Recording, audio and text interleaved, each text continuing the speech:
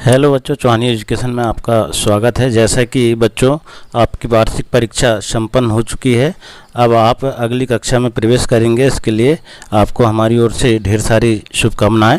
साथ ही हमारे चैनल द्वारा आपके जीवन में उमंग के साथ साथ जीवन कौशल शिक्षा के लिए मार्गदर्शक किया जाकर कुछ महत्वपूर्ण मॉड्यूल प्रस्तुत किया जा रहा है, जिसे ध्यान से वीडियो देखकर अपने जीवन में उत्साह बनाएं और अपने जीवन कौशल शिक्षा प्रदान कर उनमें व्यवहारिकता, सकारात्मक दृष्टिकोण व कौशल विकसित करने का प्रयास किया जा सकेगा। आइए हम देखते हैं उमंग कार्यक्रम।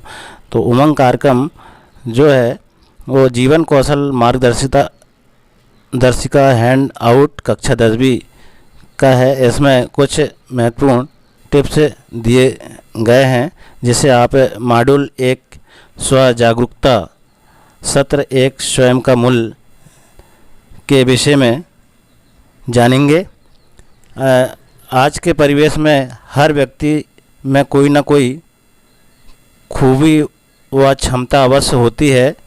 इनमें भी कई क्षमताएं, कई खूबियां होगी, परंतु इसके साथ ही कुछ कमियां भी होगी, जिन्हें पहचानने के लिए हमें लगातार अपना विश्लेषण करते रहना चाहिए। अगर हम अपना विश्लेषण नहीं करते हैं तो कई बार हम अपनी ही खूबियां से अनजान रह जाते हैं, साथ ही अपनी कमियों को भी नहीं जान पाते हैं।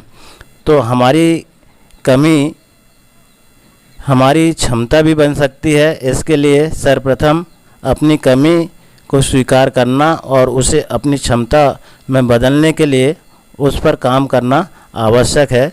यदि हम अपनी कमियों को पहचान कर उस पर काम करते हैं तो धीरे धीरे वह हमारी क्षमता में बदलती चली जाती है।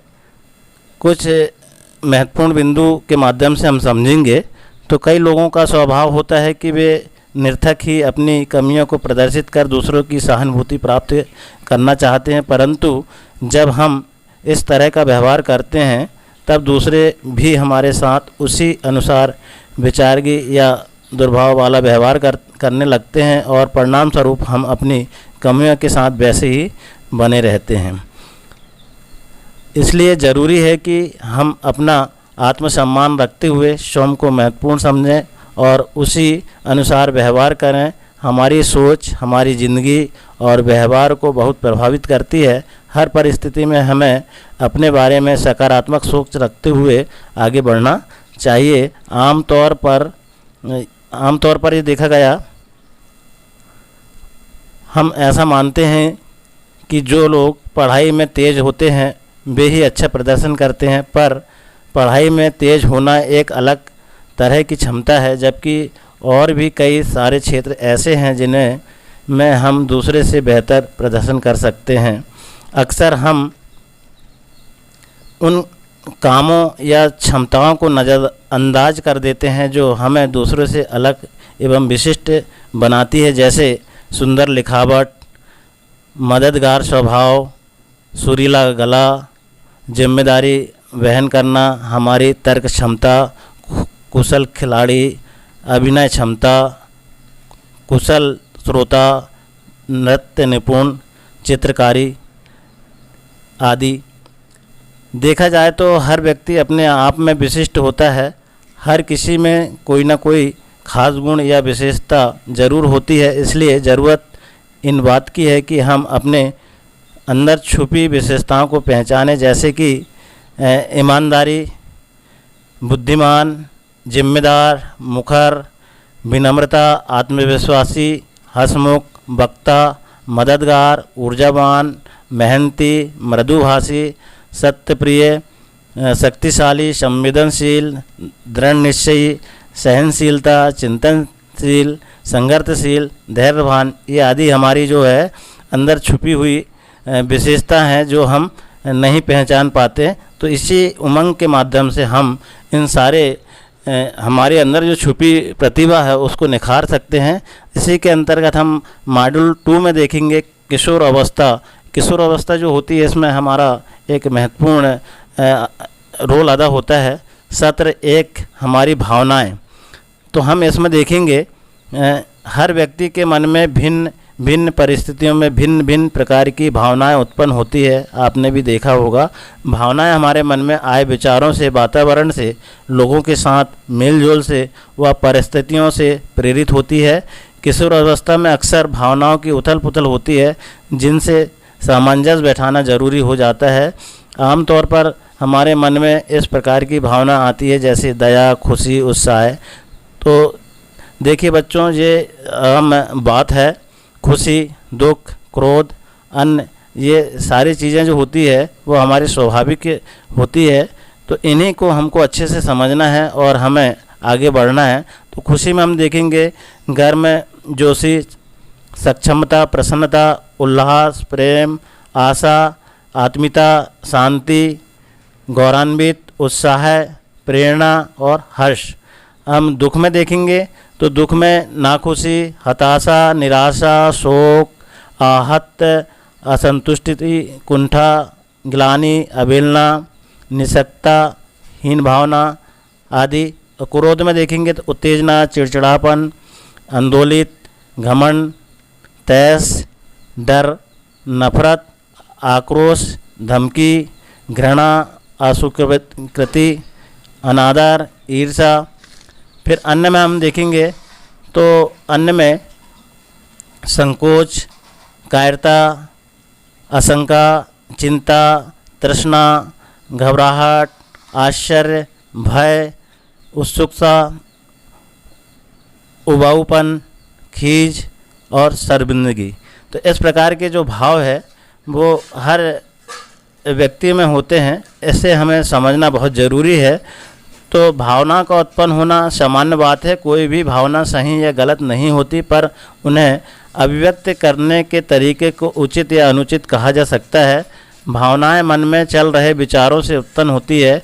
परिस्थितियां बदलने के साथ ही हमारी भावनाएं भी बदल जाती है। किशोर अवस्था में आने वाले भावनात्मक बदलाव जैसे विपरीत लिंग के प्रति आकर्षण, चिड़चिड़ापन, उत्साह, मूड बदलाव इत्यादि स्वाभाविक है और ऐसे बदलाव सभी में आते हैं।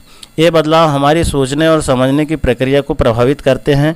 यदि हमें अलग अलग प्रकार की भावनाओं के बारे में पूरी जानकारी होती है तो हम उसके अनुरूप व्यवहार करते हैं। ज़रूरी है कि हम उन सब जब हम किसी प्रकार के भावनात्मक उतार चढ़ाव से गुजर रहे हैं तब उससे निपटने या उबरने के तरीके के बारे में भी हमें जानकारी हो।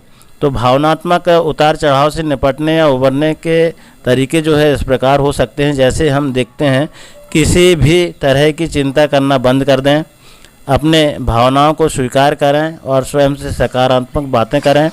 अपनी भावनाओं को अपनी व्यक्तिगत डायरी में लिखें। गहरी सांस लेने का अभ्यास करें। दूसरों के साथ अपनी भावनाओं को बांटें। इससे आप अच्छा महसूस कर पाएंगे। ऐसा करना आपकी चिंता को कम करता है, मन को हल्का करता है और परिस्थितियों या रिश्तों को बिगड़ने से बचाता है।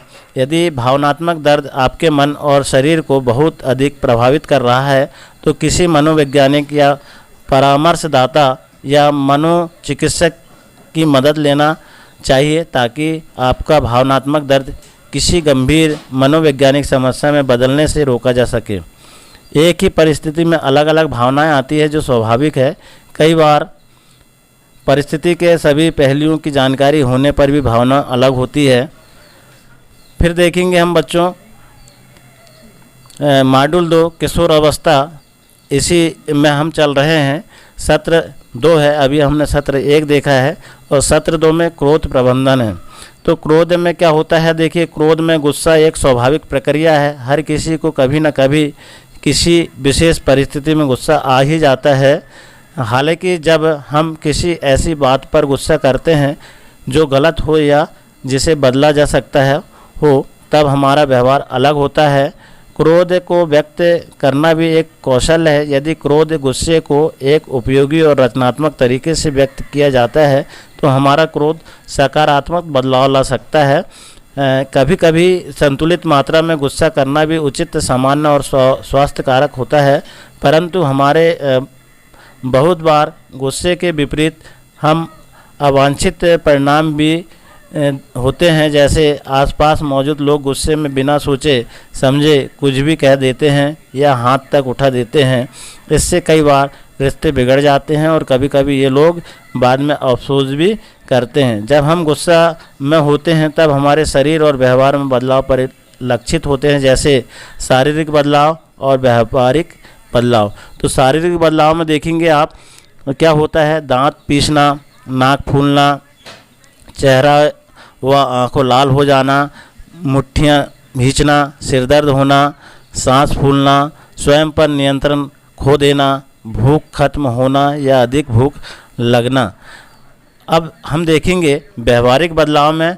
तो व्यवहारिक बदलाव में क्या होता है, पैर पटकना, नींद ना आना या अधिक सोना, चीज़ें फेंकना, तोड़फोड़ करना, अपशब्द कहना, चीखना चिल्लाना, रोना, चिड़चिड़ाना, आक्रमण होना, स्वयं को या दूसरे को नुकसान पहुंचाने के लिए आमदा होना। इस प्रकार की परिस्थितियां हमारे साथ निर्मित हो जाती है, जिससे हमें संतुलित कर रहना चाहिए। और लंबे समय तक गुस्सा रहने से शरीर, मानसिक और व्यवहारिक दुष्परिणाम होते हैं। गुस्सा कई कारणों से आता है, जैसे किन कारणों से आता है हम उनको भी देख लें। तो किशोर अवस्था में होने वाले भावनात्मक परिवर्तन के कारण, डांट पड़ने से, अन्याय होने पर, आलोचना होने पर, मनचाहे कारण न होने पर आदि, इनमें हमें गुस्सा आता है। अब हमें इन गुस्सों से निपटने के लिए भी कुछ उपाय हैं। तो गुस्से से निपटने के कुछ उपाय जिनसे हम गुस्से के कारण होने वाले दुष्परिणामों से बच सकते हैं, जैसे गहरी सांस लें और खुद को शांत करें, अपनी आंखें बंद करें और 1 से 10 तक की गिनती को सीधे और उल्टे क्रम में गिनना शुरू करें। यह प्रत्यक्ष रूप से गुस्से को शांत तो नहीं करता है, लेकिन गुस्से से होने वाले नुकसान को कम कर सकता है। खुद को खुद समय दें और अपने आप को उन स्थितियों से दूर रखें जिनसे हमें गुस्सा आ रहा है। अपने पसंद का कार्य करें, जैसे संगीत सुनना, डांस करना, पेंटिंग करना आदि। इस प्रकार के कार्य करें जिससे हमारा गुस्सा जो है शांत हो जाएगा। जब गुस्सा आ रहा हो, अपनी आंखें बंद करके खुद के किसी ऐसे अनुभव की कल्पना करें जो आपको सुकून दे सकता है। कभी कभी अपने गुस्से को व्यक्त करने के लिए आक्रामक तरीकों को न चुनें।